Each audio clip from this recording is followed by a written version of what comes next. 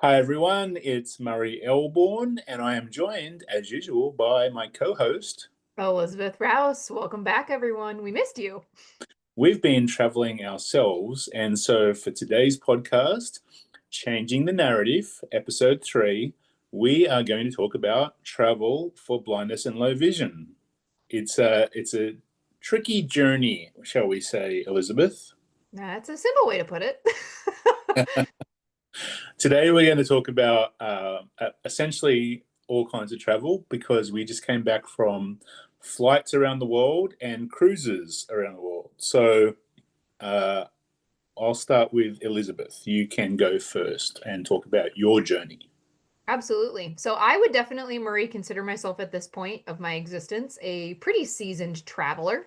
I used to travel a lot more when I was on the National Association of Blind Students Board for various national representative opportunities, visiting different states throughout the year.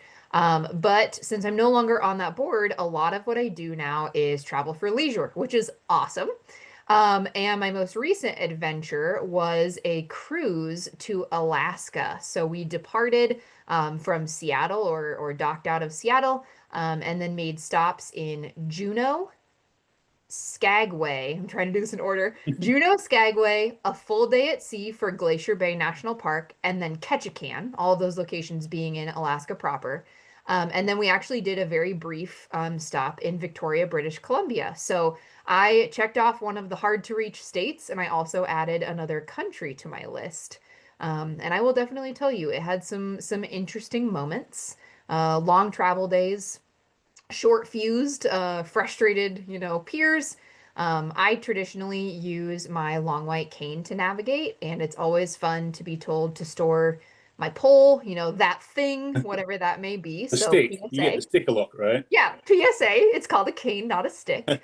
And for anyone who doesn't know, right, using a cane, on a plane is your right. Airlines cannot legally take canes away from you as a disabled passenger. And traditionally, I just store mine. I particularly die on the hill of having a window seat whenever possible because I think it makes storing my cane the easiest. And I just kind of tuck it down, directly next to my seat, tucked along that window. Obviously, right, you can't have it block an exit row or things of that nature. Murray, I have a question for you because you also travel by plane a little bit, and I think this is a hot button issue in the blindness community. To pre-board or not to pre-board? Look, I essentially like to pre-board because even though I have about 2200 vision in my right eye and 2200 or 2800 vision in my left eye, I still struggle to see the aisle markers, and they're so small. And I don't think there is any braille actually on those line on aisle No. markers. And so, it takes me a little bit of extra time to get settled and find my seat and do everything. So I usually do pre-board. I don't really have the same, and I know, like, some people feel that you shouldn't pre-board just having a disability, but I Mhm. think it's set up for people who do need a little bit of extra time to find their seat, and so I do typically. That's fair. I totally respect that. And I shouldn't say so confidently that they don't have braille. I don't believe they do. No, I don't think they Um, do because I actually tested it the other day when I was in the plane and I didn't feel anything. So there you go. Okay, so I'm gonna start like groping the plane aisles just to be sure when I go places. exactly, Um, that's if you don't get hit in the head by a down bay area exactly, where the exactly. baggage goes. Exactly. So I'm kind of surprised. I feel like usually in the blindness community, it is like a firm, you do it or you don't do it, right? And you and I are both kind of lukewarm. I think everyone has their reasons, and if you have a reason, I'm not here to judge. I am also, going to be the first person to admit I don't think I pre-board because I need to. Frankly, I'll name it. I pre-board because it's convenient. Yeah. If I'm on a really small plane and there's not a lot of overhead space, I'm gonna get on that plane. I'm gonna make sure my bag ain't getting checked. Um, is that great blindness philosophy? No. Again, let's circle back to I recognize that I don't need it. Blind Um, privilege, perhaps. yes, it's a privilege. It's a privilege indeed. But I also have mad respect for people. If you do need it, use it. I don't think it's this proverbial like turn in your blind card, right?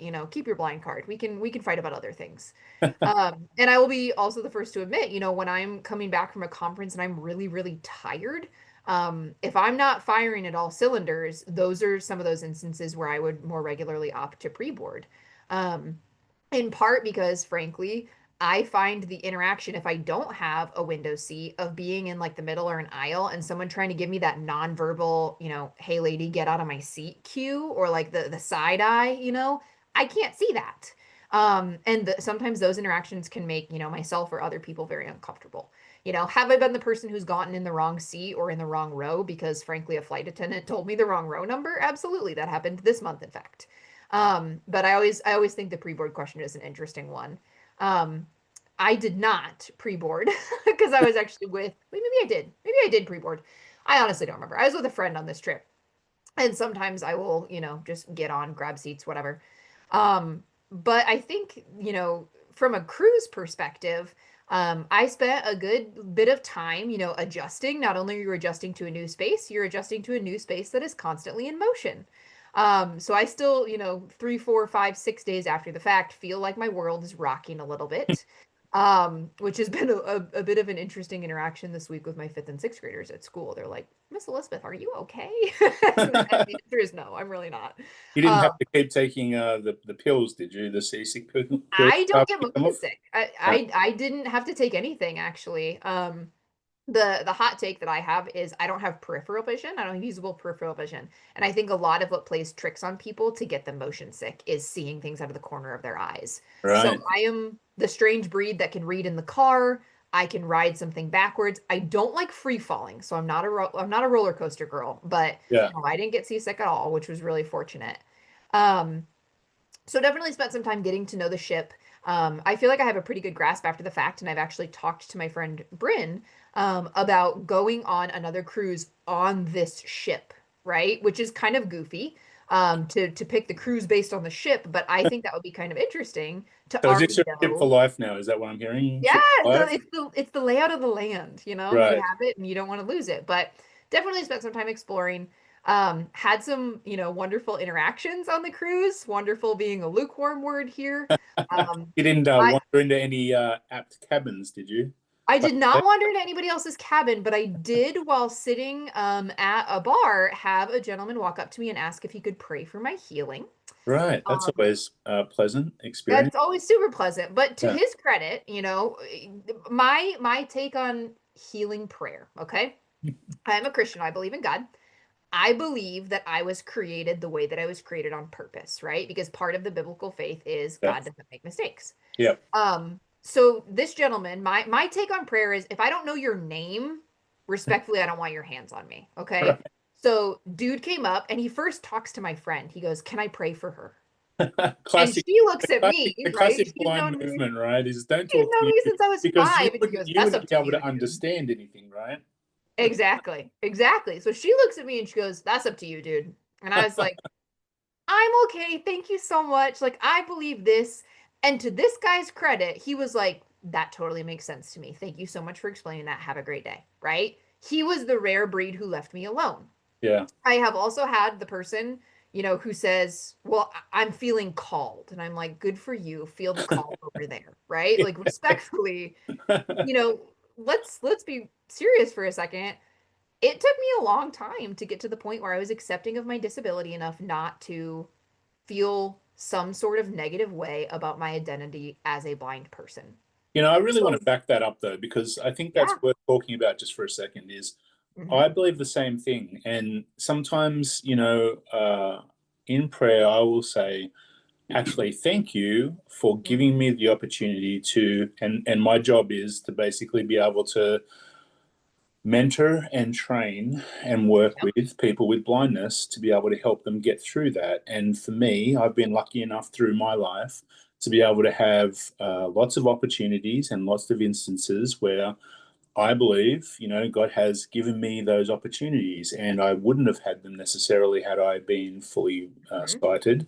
And now the opportunity to be able to work with other people, especially young transition students, Hmm. um, is really vital. And I wholeheartedly understand and accept that. And so that's why, like you, I've not had too much angst about my blindness. I believe it's in a sense, a gift to be able to give back to people who can't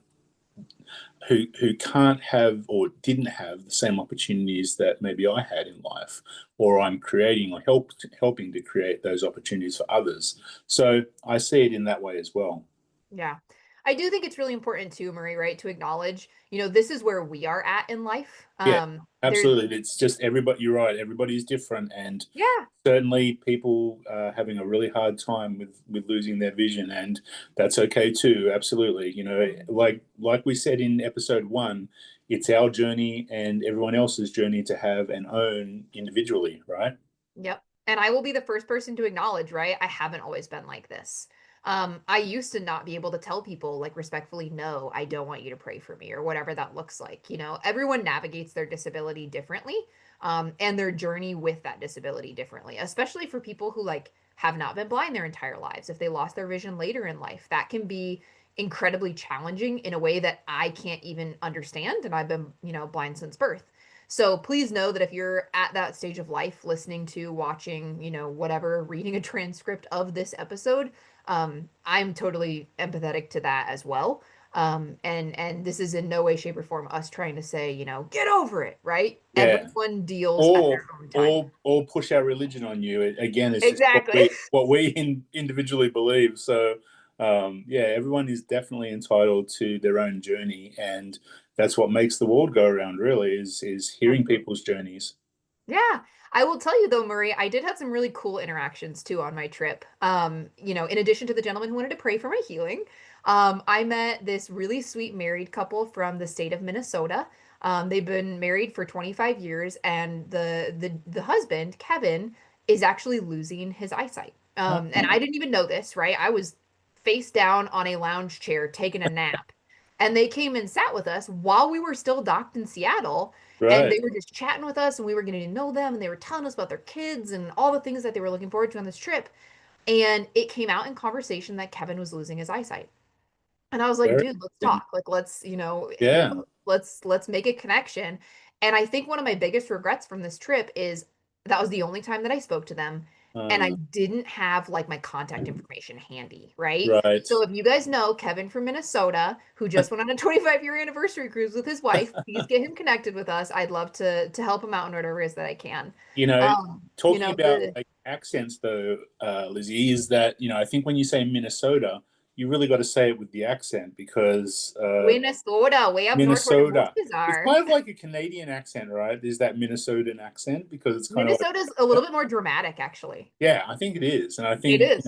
every time you say Minnesota, you got to say Minnesota. Exactly. Yeah. See, and it's funny that you mentioned Canada because the other interaction that was actually really fun that I wanted to tell you about was our last night on the cruise. We did a 4-hour stop in Canada. And this is just Elizabeth's fun fact of the day. Here's what I learned. When you're doing an Alaskan cruise, cruise lines will often do a stop in Canada because then they can call it an international cruise, which alleviates just a ton of taxes that otherwise passengers on that cruise ship would have to pay. So we only had 4 hours, and we did a night stop, like no joke, 8 p.m. to midnight in Victoria, British Columbia. Okay. This is supposed to be like a city of gardens, right? You're supposed to go like take in the visual beauty. It was pitch black. Like you couldn't see what was going on. So Brandon and I walked downtown, and there was some incredible lighting. If y'all have some usable vision and you're interested, look up the Capitol building in Victoria, British Columbia. And if you don't have usable vision and you're still curious, look up a picture and have Be My AI describe it to you. Trademark tag that, Murray. That's going to be my resource of the day when we get there. Okay. So we went downtown, and we were getting ready to walk back to the pier, and I was like, Bryn, we've walked tens of thousands of steps this week. Let's do something fun. So in Victoria, BC, they have the little like bikes where you can hop into the carriage and somebody like pedals you around. Yep. Yep. And I Yeah. got into this carriage. Question. Yeah. I was recently in New York City, and Yep. those bikes were very individually tailored. Did you Yep. hop into a rickshaw type bike with music blaring and lights all over the rickshaw? Mm-mm. No, regular. Nope. Well, look at Ours that. was just a good old traditional Traditional bike. model. Okay, good job. Traditional model. So we get on this bike and we're talking to our cyclist, our guide, and we're just having some great conversation. And I have my cane with me. I made a quip as soon as I got on. I was like, "Hey, dude, I'll try not to hit you with my cane." And he goes, "Unless I'm going too slow, then just like bop me with it." And I was like, "You got it, JP. You got it." He didn't know who he was talking to, did he? Because you I would. didn't I hit think him. you would. I didn't It, hit him. he I must have didn't. I pedaled promise. really fast all the time. He was doing really well. But here's the really cool thing that I will tell you. Okay. So I mentioned that Victoria is a garden city. JP goes, "Do you want to take a scenic route or do you want to go through like residential neighborhoods?" And I was like, "JP, you're the expert. You pick." So he actually took us through one of Victoria's gardens. So even though we couldn't see it, he Cool. stopped a couple times on the path. We were able to hear some nearby like fountains and water features. He was describing, like without even being asked, he just kind of like stepped into describing the statues we were passing. I got to smell the garden, right? So I wasn't like taking it in the same way that other people were, but it was nighttime. So like my That's friend really Brent cool. wasn't either. And I just thought that that was a really incredible intuitive experience. Yeah. JP and I are best friends now. I asked him if I came back to Canada if he'd teach me how to ski, and he's like, "I am not an expert, but I will sure try." So I think it's really fun on travels, just to kind of meet those unique spirited people. For all Yeah. the grumps and the people who don't understand us, the folks who call my cane a stick, right? We also meet just some remarkable souls out there. I still have the phone numbers of, two or three different people that I've met in airports, and we text each other on our birthdays and we talk about life and we just get to know each other. Obviously, right? This is not me saying go give your number to strangers, right? Use your gut, trust your judgment. Stranger But danger always. always, but don't be afraid to make those connections either. I think it's a really fun way to educate people and to share some of that life experience. For some of us sitting next to a blind person on a plane, that might be the first time that person's ever really had a firsthand exposure to disability, and that's a really awesome opportunity to change the narrative, wink wink nudge nudge, about what living with a disability is like. So don't be afraid to do that, especially if that person is open to that conversation. I'm happy to talk way more about Alaska, Murray, but I also want to give you a chance to talk about going down under. Well, going down under was pretty good. We decided to do something really fun this time because, we lived in this. I've lived in the city for so long, and you kind of like when you live in a city, you don't get out and do things in the city typically as Yeah. much. And so I said to my wife, "Hey, I think we should go and do the Sydney Harbour Bridge climb." And so we did the Sydney Harbour Bridge climb, which was pretty amazing. And I'm not Okay, tell really, us what that is for those who don't know. yeah. So in the harbour in Sydney, opposite the Sydney Opera House, Mhm. there's the Harbour Bridge, the Sydney Harbour Bridge. And we typically call it the coat hanger because it kind of looks a little bit like a coat hanger. And so we climbed the coat hanger, and you can do this bridge climb that I don't know how many steps it is, but I'm telling you, when I came back, we're not allowed to wear a watch out there. So I'm assuming it's well over 10,000 steps. It's pretty Why are you not allowed to wear a watch? well. You're up high in the air, and winds blow things off, and so Wow. they do not let you wear any jewelry, any watches. I did have my sunnies because we did the climb at sundown Mhm. in twilight, which was amazing, beautiful Sorry, did you day. just say sunnies? Yeah, sunnies like sunglasses. I had my sunglasses. I love We, that so much. I've never heard that one. everyone Australians, look, everything that you can shorten we do because we're all about efficiency, right? So we I don't love say the whole word, we just say what it is, right? So it. sunnies is sunglasses, and I had my sunnies, and we had to have them hooked on, and then I had a cap that I was wearing, and they give you this amazing, very stylish jumpsuit to wear, which Mm. is not very stylish, unfortunately. But it is what it is. It's pretty cool. So and then they like take photos up there. So we had photos taken right in front of the opera house, looking down over the opera house, which was Oh, amazing. cool. Back to the west in the sunset, which was very pretty down the Parramatta River. Mhm. Looking the photo taking with us standing in front of the CBD of Sydney at twilight when the lights were all on and the sun was going down was beautiful. So it was just a great experience. However, climbing up the steep angle of the Harbour Bridge was a little challenging. I have a completely Yeah. torn labrum from my hip at the moment, and Wow. climbing the bridge with a completely torn labrum, folks, is not advised. It was quite painful, but I powered through it and did it. It was just a really great experience. When you get out on the bridge, you think, oh, am I going to be really like overwhelmed by the height and climbing up the bridge with like nothing around me except Yeah. rails, and you're tucked in, so you've got like this lifeline type thing to the rail that hooks in. So you're not going to fall over the edge or anything, but you kind of like open right up in the air. It was an amazing experience for anybody who is in Sydney ever. I would highly recommend the bridge climb. They are really good with people with low vision. I told the guy, hey, I've got low vision. And you have to do a dummy climb of the fire stairs and ladders, really, that go up and down the bridge. So there's 4 stories of basically of ladders that you have to climb up and then climb down to get to the bridge itself. But it was like an amazing experience. And, this is one of those things that you've always kind of wanted to do living there, but you've never done. And I thought, hey, let's do it. So it was really a lot of fun, which is great. Good. I'm glad you guys had a good time. Sometimes I think we lose the beauty of being tourists in our own cities, right? But there's Yeah. so much to locally appreciate, whether you're in Sydney, whether you're in New York City, whether you're in Davenport. Who really knows?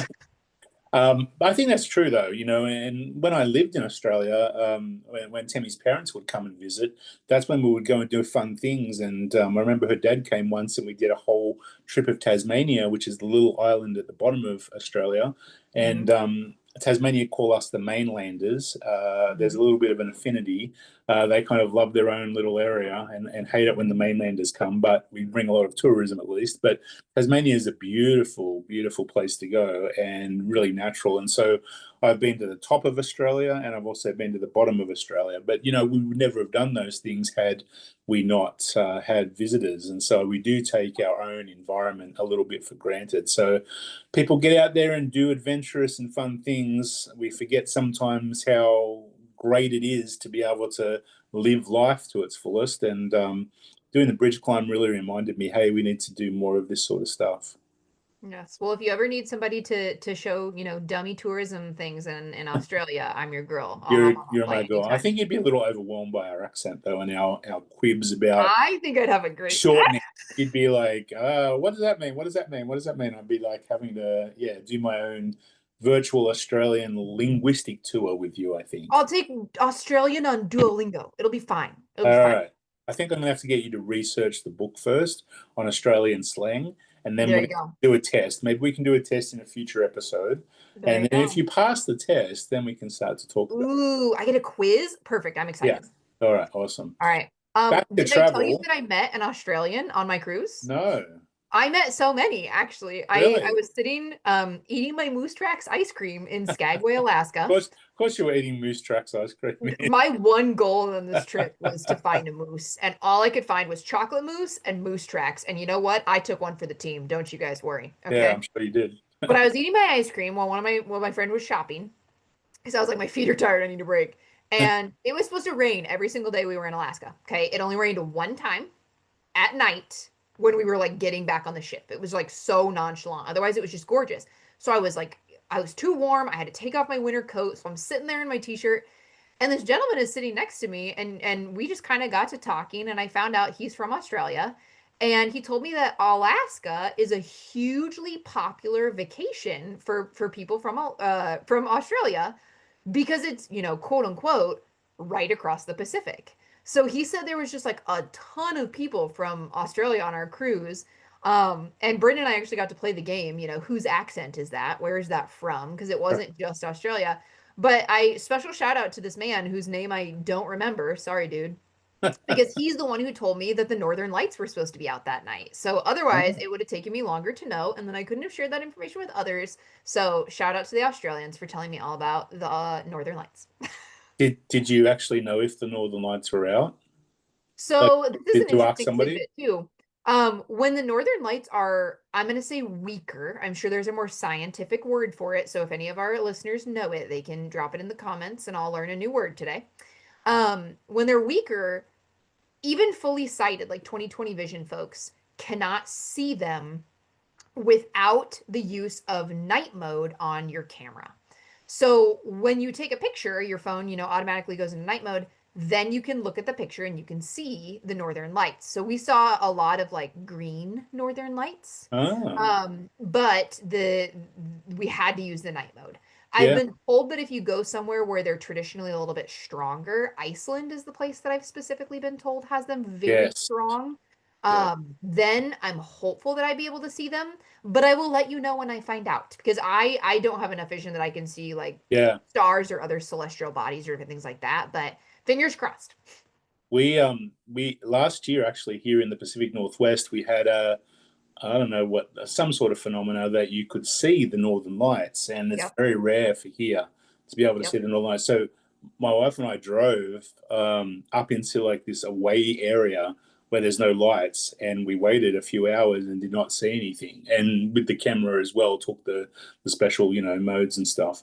Unfortunately, we didn't see it. The night before, lots of people saw them, and so I feel a little bit bummed that I didn't see the Northern Lights. So we are actually planning a trip to Iceland specifically to see the Northern Lights because they are beautiful. In Australia, last time that we went there, we had a family from Alaska come to us and say, kind of we were in the same group in Roar and Snore, which is where you get to stay in the zoo for the night in Sydney, Oh, and so fun. sleep in the zoo and then do a private tour of a nighttime in the zoo. Did Uh, you just say roar and snore? yeah, Roar and Snore is what it's called. Nice. It's amazing, actually. If you're in Sydney, do the bridge climb and do Roar and Snore. They're both of them are really great. That's But awesome. this family show was showing us this picture, and they're like, "Oh, this is from our back deck," and the picture was like this massive like northern light across the black sky. It was amazing pictures, and I was just like, "Oh, I really want to see the northern lights." So we are planning a trip to Iceland specifically for that. But Iceland That is is very cool. difficult to get to, let me tell you, and It is not easy, expensive that's for sure. and Yeah. expensive. So I'm looking for. Yeah, I've heard that it's pretty expensive when you get there too, but it's incredibly like beautiful from a nature perspective. Yeah, And I think one of the things that my recent trip taught me is I think a lot of people are like, "Oh, blind people, right? They don't care about the visuals." right. Okay. There's so many more ways to absorb nature Yeah, than just with your eyes, right? It's the yeah. fresh air on your face. It's the sound of the waves outside your balcony. It's, so many different the scents and the textures. And I think that's one of the things that I'm really taking away from this trip, especially as from a writing perspective, right? I'm getting my Yep, master's degree in creative writing. yep. Those are the sensory details that make readers feel like they're in a story. And I genuinely feel like I could write a story and put someone right there with me in Alaska, even not having seen, all the things that was present for. I think that's Um, another thing, right? Is that people talk about all the time. Oh, do you have like super hearing? Our senses are so developed because of our lack of vision, which is mhm. usually the only thing that people use if they are sighted is they don't hear, they don't smell, they don't touch. It's all about the sight. With us, it has to be everything, right, to be able to Yep. get the full picture, and that's a really interesting point when you're traveling. You have to use all your senses to be able to get, especially if you've got really poor vision where you can't see.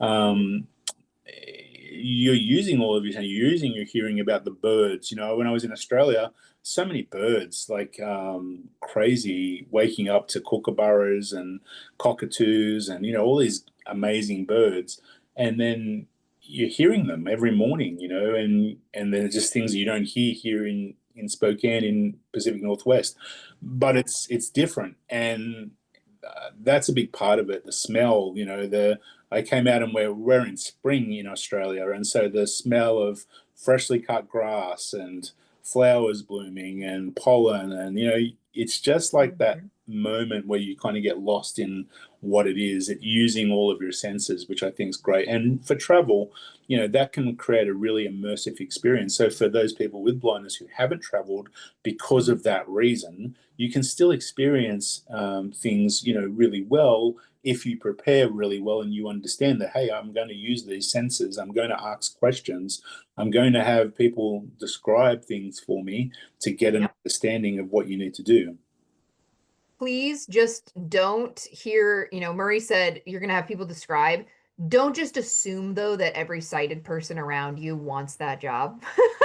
um, Make sure it's somebody who's fully aware that that is their responsibility, and or see if you can outsource that, right? If you have a tour guide, if you can give that person a heads up, that helps them plan, right? Our tour guide David in Juneau was just this incredibly like intuitive guy.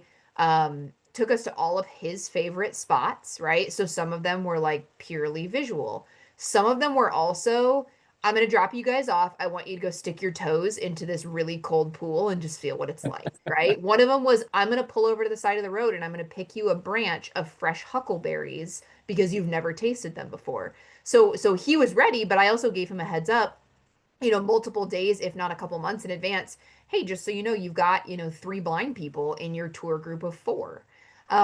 He also got us close enough to bald eagles that we could hear them chirping. And if we would have been a little bit braver, he got us to a place where we could have walked out into some like knee-deep water and touched an iceberg.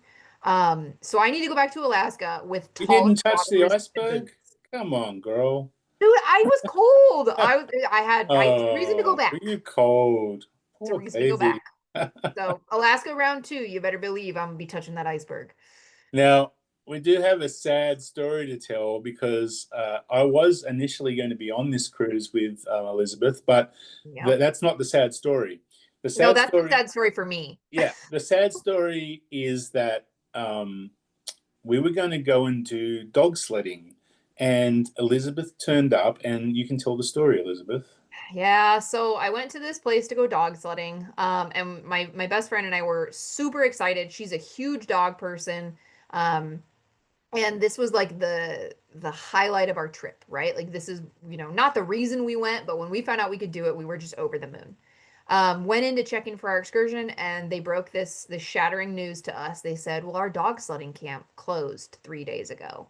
So if you're a travel agency or a tour company, or I don't know if you have dog sleds, for example, PSA, maybe call your people ahead of time so that they can, gee, I don't know, respectably reschedule.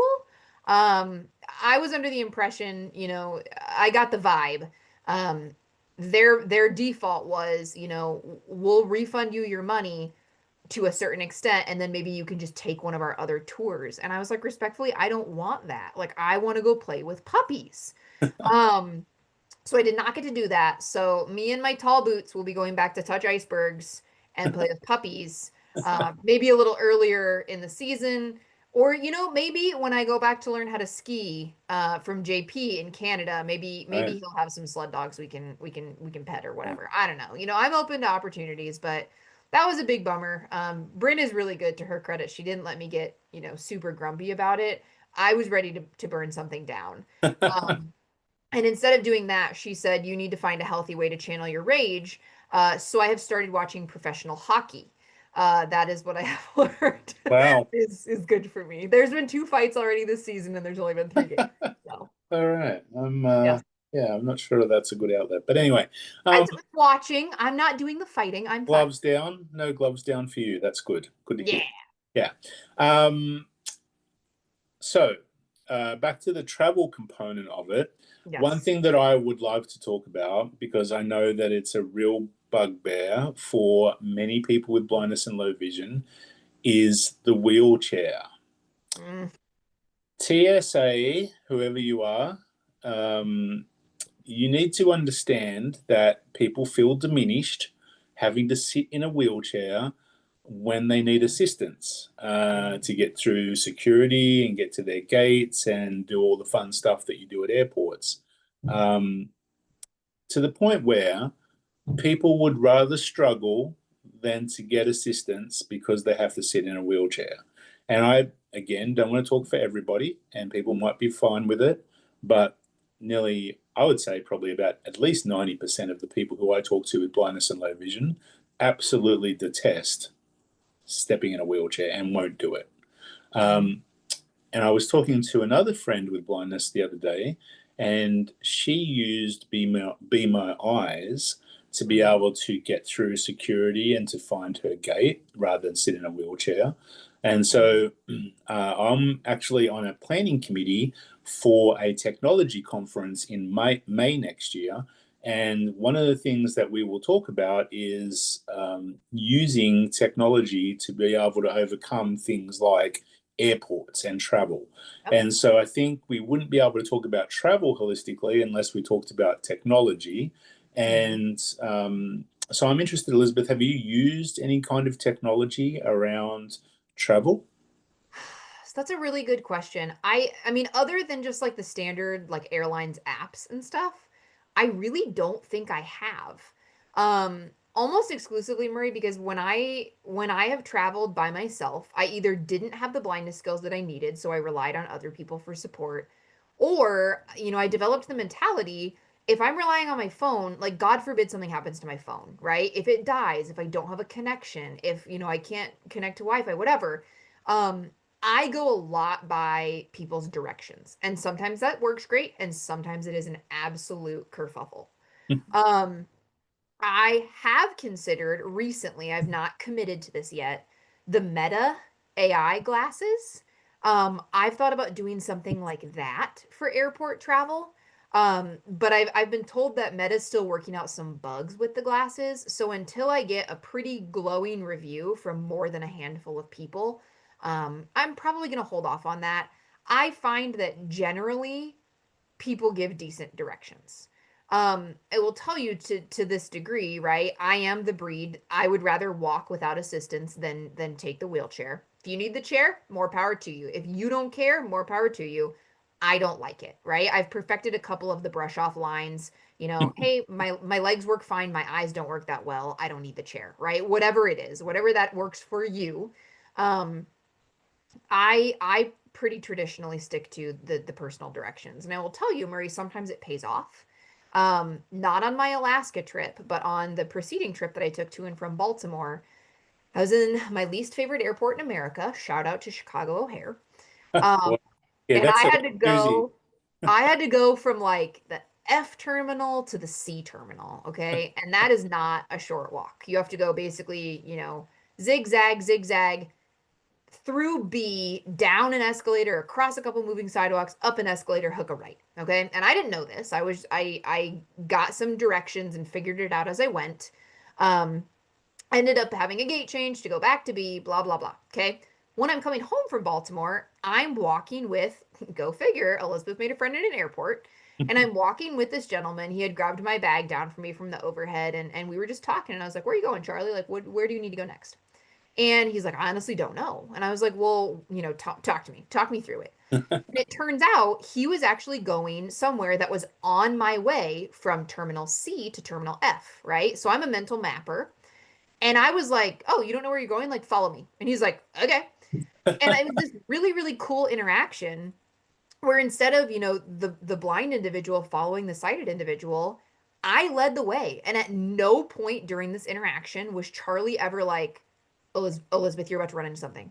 Elizabeth, do you need my arm? Elizabeth, are you okay? Like, we just had this incredibly organic conversation, to the point where we were actually walking and he goes, oh man, that's where I was supposed to turn. And I was like, well, go back, like, go about your day, do your thing. And he goes, do you need my help? Like, are you sure? And I said, Charlie, respectfully, I don't need your help. Would I love your company? Sure, but I don't need your help. And he was like, nah, I'm just going to walk with you anyway, right? Because we were socializing, we were getting to know each other, and he didn't help me. Like, I even got to the gate and I was like, okay, like, open seat. And he goes, it's over here, right? Over here, the blasphemous direction that every sighted person gives. But I could tell by the tone of his voice where he was kind of directing me. And I was like, oh, to the left or to the right? And he didn't answer. And I was like, okay, whatever, no big deal. And I found my seat and he goes, I want you to know I didn't answer your question because I knew you didn't need the information, right? To him, it wasn't, oh, the poor little blind girl. It was, I mean, I got him there, right? It was just a really, really cool interaction. I still haven't gotten over it yet. And I was just like, let's be friends. He's a Falcons fan, but we won't hold that against him. So I don't know. I think technology has its place, and I am, always going to be interested in seeing what that looks like for people as things change. I am not the person to jump on that ship until it's settled and it's not rocking anymore. But I also think that there's a lot to be lost if you're, buried in your headphones or buried in your phone when you could have some of those really cool interactions. So to each their own, but I am more of a verbal directions, even if it gets me lost a time or two, than a technology girl. Yeah, I think it's look, I've started to use technology more because I feel like I have to be honest with you. And I ask questions as well. I saw this TikTok the other day from somebody working at the airport. You can look at the board. Why do you need to ask me? And I think about airport boards all the time because they're up in the sky Yep. in the roof of the terminal, and you can't see them. Like with the exception of a couple of airports, Utah notably one. I love flying through Salt Lake City to Vegas Mm, because Utah actually have the boards at a decent level where you can walk up to them and see them. But for the majority of airports, you can't see the boards, or I can't see the boards, and I'm just on the border of being legally blind, so I have quite a bit of useful vision, but I still can't see the board. So, I need to use a monocular or take a photo and read absolutely. back or whatever. But, so it's just a challenge. Like generally it's a challenge to Yeah. and honestly, like airports, train stations. I took a train in Budapest once to Austria, and obviously I take trains in Australia as well. And the Mhm. platform boards are also mostly up high, and so you struggle to see like what it is, and they just don't think about people with blindness and low vision in those travel situations, which is also a major failing, for I mean, we do a lot of work on websites for, I guess, compliance and the compliance of what should be accessible and accessibility. But Mhm. in everyday life, people just don't, and so I Yep. think, we're getting better. I do see a lot more lights with beepers on them for traffic lights now Mhm. in places that I go. But man, we've still got a long way to go. And it's a challenge, And to your point about the meta glasses, I was in Sydney at the Vision Australia store, which is kind of like the store for blindness and low vision in Australia. Mhm. And they did have a pair of meta glasses, and I hadn't tried them really. And so I wanted to see if they could be useful for me. And I attend a lot of conferences. And Yep. so one thing that I always struggle with at conferences is name tags. And so Yep. I was really hoping that these meta glasses would be able to read name tags. And I noticed that the assistant in the store was wearing a name tag. I thought this is a great opportunity to try this out. And unfortunately, the meta glasses couldn't read the name tag. And I was like, oh, Mhm. finally here comes this piece of equipment that is great and is supposed to even the playing field a little bit, and it doesn't work on name tags, which is the one thing I would use it for. And Yep. so, I still have enough vision to read bigger signs and things like that, but name tags I cannot see. And so, yeah, I think technology is coming along, and eventually we'll have great fixes. But man, it's a slippery slope to those fixes for sure. Yeah. The other thing that I will point out, just in case anybody hasn't figured this out yet, from a social behavior perspective, when you're utilizing meta glasses and they take a picture, my understanding is there is a light that flashes on the meta glasses. So if you are, hypothetically taking a picture of someone doing something, just know that it is very likely, if they are a sighted person, they will be able to tell you have just taken a picture of them. So just be aware of that for your social situations in case that leads to some sticky opportunities. So stick to your phone, in other words, that doesn't have a light on it. So what you I tell. mean, to each their own. If you're creeping, don't use the meta glasses. If you're creeping, don't be that guy. Don't be that guy. Why do you say that guy? It could be a girl too. You Because need that's to give don't people be that opportunity. person. Yeah, person. There you Is go. that better? Better. Yeah, that's better. Mm. So we're going to get to our thought of the week. Hmm. one thing that kind of sticks out to us in our travels. And Elizabeth, you had said at the beginning of this podcast something about Be My Eyes or something like that. Yes. So because Marie says that taking my aggressions out through hockey is not my resource of the week, I'll make my thought of the week the fact that Be My Eyes has a function in it, I believe, called Be My AI. And one thing that I've discovered is when I take a picture, if I go into the share button on my iPhone and I scroll down, there's a button that has auto-generated into my settings that says describe with Be My AI. And depending on what that picture is, obviously it needs to be something that can be seen, it needs to be something appropriate, etc.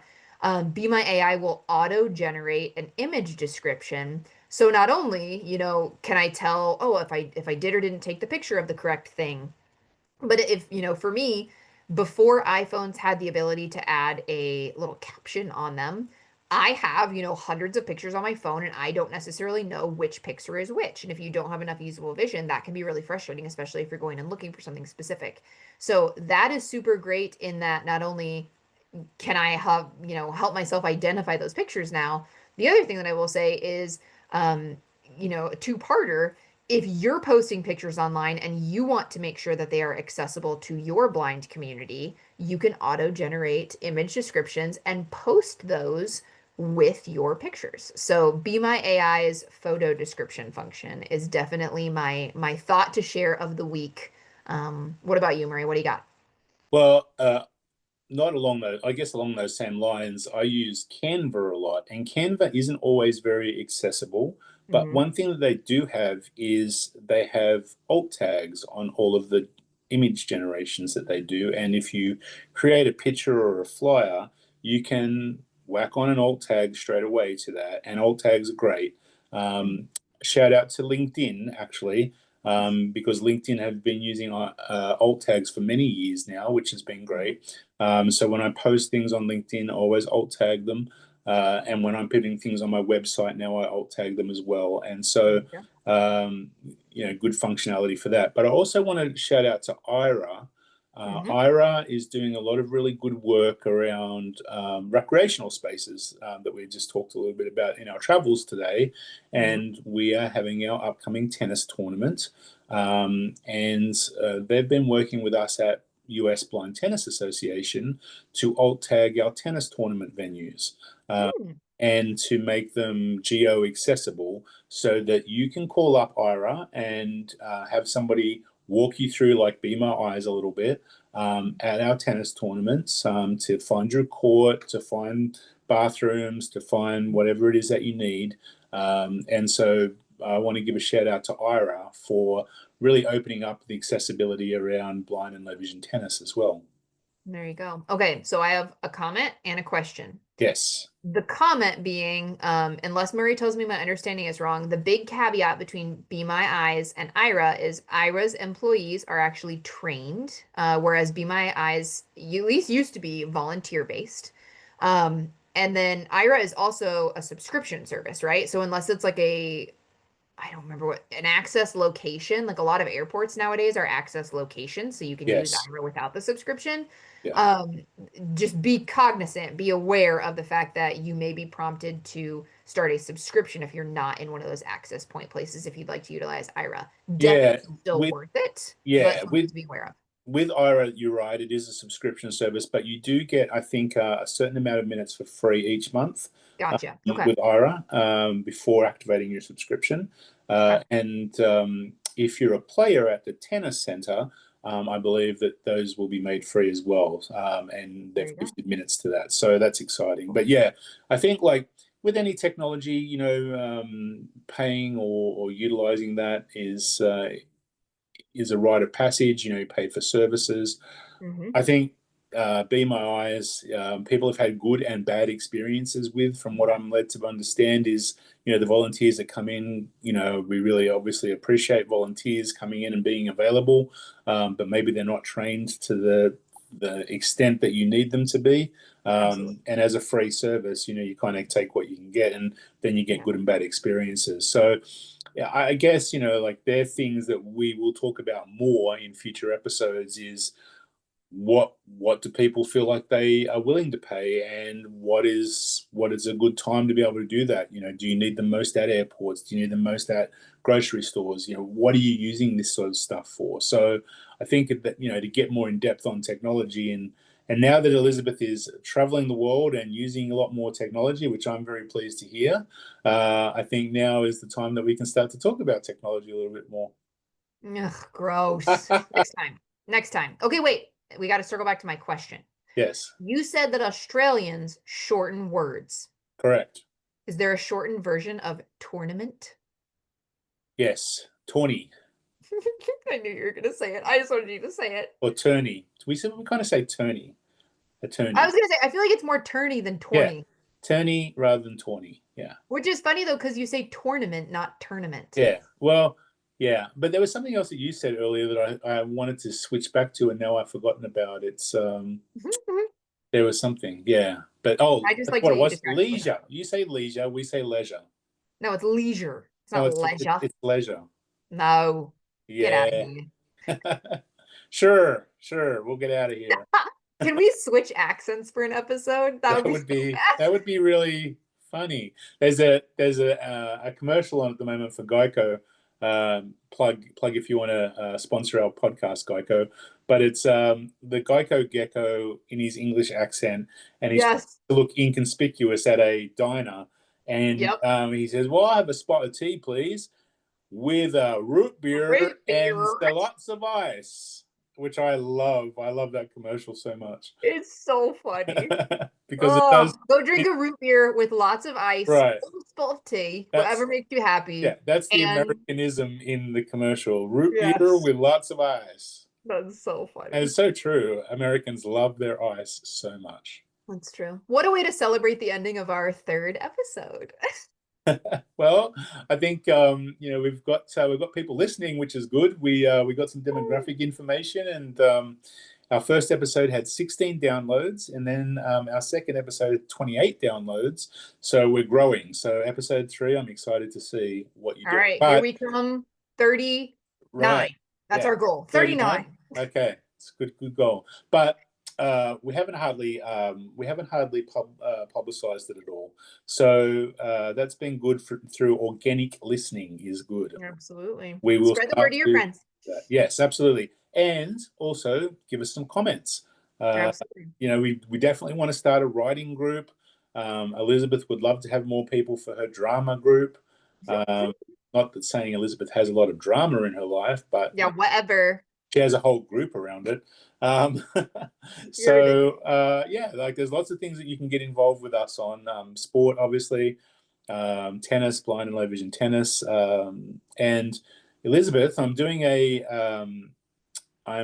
a project with University of Washington Hmm. around a blind version of NFL called Blind Flag Football, and they're building a NFL ball that has haptics buzzing in it Oh, jeez. that connects to a wearable flag football belt, Hmm. and a haptics. I want to say court, but it's more like a field, a haptics NFL field. Yeah. That will be amazing from a technology point of view. And so I might actually ask one of the professors if they would like to come on the podcast sometime soon and start to talk about what that is, because I want people who listen with blindness and low vision to know that we are changing the narrative. We are getting um, new things happening in the ecosystem of blindness, and that's really important for people to know and understand. And don't stress, everyone. I'll be here to ask all the stupid questions. I Can't am wait. I'm glued to the baseball playoffs at the moment, Lizzie, and I have to tell you, uh, Elizabeth and I have this ongoing good rapport around the amount of fantasy teams that I have. Ugh. So this year I had 50 baseball fantasy teams, I had 0. and out of those 50, only 2 didn't make top 3 in their league. So I'm pretty chuffed about my baseball picking of fantasy teams for this year, people. Well, you enjoy the rest of the playoffs. I'm gonna skedaddle so I can go listen to the rest of the Cubs game. Hopefully, it's not a sweep. Yes, hopefully it's not a sweep. I Yeah. do want Milwaukee to win, but I would like the Cubs to at least win one. Yep, that sounds good. We'll see what All right. happens. Episode 3, farewell, goodbye.